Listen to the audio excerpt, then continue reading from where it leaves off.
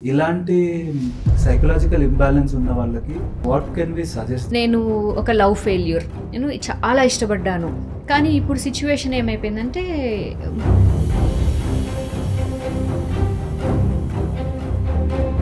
ఈ రిలేషన్షిప్ చాలా కంట్రోలింగ్గా అనిపించవచ్చు. You know over the time so much changed.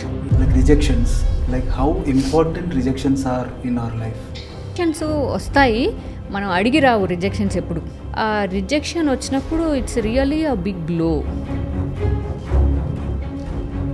అంటే rejection in the sense no.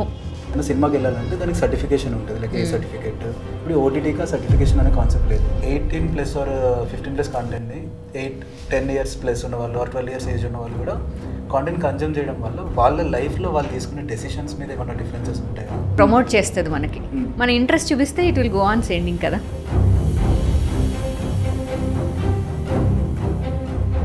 ఏంటంటే మనం ఎట్లాంటి దాన్ని అబ్జర్వ్ చేసుకుంటున్నాము అనే దాని మీద ఆధారపడి ఉంది.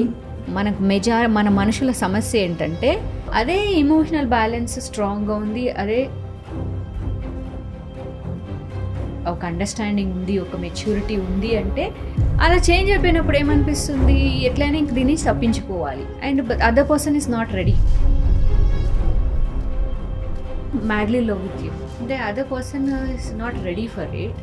మన work life balance, like emotional ట్రామాలో ఉన్నప్పుడు or in general work life బ్యాలెన్స్లో somewhere we have to have some stop.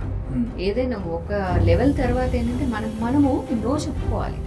Smoking అన్నది అలవాటే లేని one of my friend night షిఫ్ట్లో చాలామంది one of the kind of chain స్మోకర్లా తయారయ్యారు. Ultimately you land in a situation where you don't find a way. చాలామంది software వాళ్ళు అట్లాంటి వాళ్ళు కదా, you don't find meaning to life.